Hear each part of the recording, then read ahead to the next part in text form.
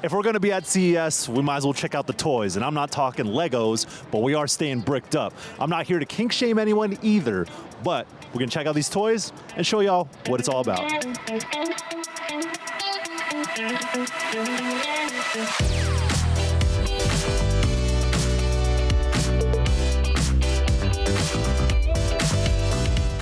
The most intricate thing we found was the Handy 2 Pro, and this is a stroker, if you will, where it has a sleeve that attaches to the motorized device magnetically, and you can control the speed and the stroke length. And if you want to get down real nasty, then you can overclock it. What does it mean to overclock it though? Well, you have to go into the app and essentially void your warranty. The app will ask you like, hey, if you're gonna overclock it, just know that we are not liable for any damage, and you gotta know what you're getting into. And so long as you consent to that, you can set it to go up to 10 strokes per second, that is. But at that point, it's kind of just a vibrator. The folks showing off the Handy 2 Pro actually let us do that. Not use it for real, but we saw a demonstration of it moving. And yeah, the stroke length is like hella short, and it goes up and down like really fast. But at that point, I'm like, I don't know if that's how I get down. But if y'all do, that's cool. And you can do that with the Handy 2 Pro. But that's not all there is to it. The folks at Handy also sell a bunch of different sleeves. And the different sleeves give you different sensations, of course. And there are a few for training your stamina. And there are other ones that are supposed to feel like other acts that you can do. And there's another one where you can attach rings that have different resistance at different points of the stroker. So, if there's a certain spot you want to hit, you could probably do that with the Handy 2 Pro.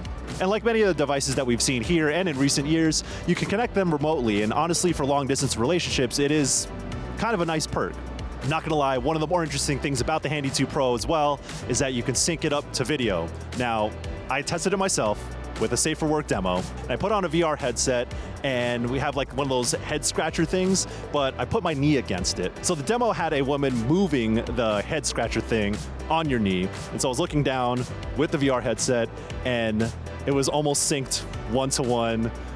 It was really odd because I've never used anything like that before, but if you make the logical extension to the toys that you are using, that's kind of creative. Now, syncing devices to video isn't necessarily new, but I think the fidelity and the sort of sensation that you can get from syncing both devices and the video that you're watching is kind of creative. So all the sleeves are sold separately from Handy, and you can check that out if you are interested. But the Handy 2 Pro is out now, and it goes for $499.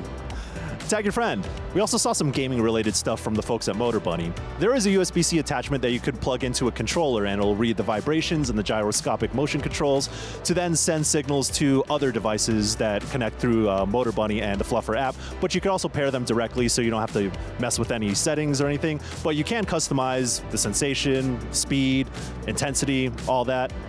We also saw a penetrative device that sticks out through the device itself and will react based on the games that you are playing through the Fluffer app.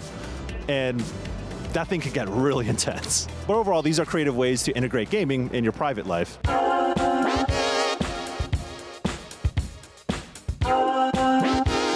And of course, we had to go see Lovense. We saw a bunch of different things from them.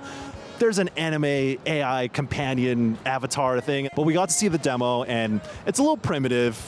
I don't think it's doing anything necessarily innovative. You could ask it to control the settings on the sleeve that you can get from Lovense, but I don't know. I'm not convinced that this is going to necessarily innovate in your private life. Lovense also has a suite of games that will connect to other devices that will vibrate and perform different actions based on what's happening in the game. One of the more creative ideas as well is that the Mission 2 penetrative device can be used as a game controller through their app. It wasn't quite as responsive as I would have liked, but it's more of a novelty than anything else. I don't think you're buying this to be used as a pro controller or anything like that.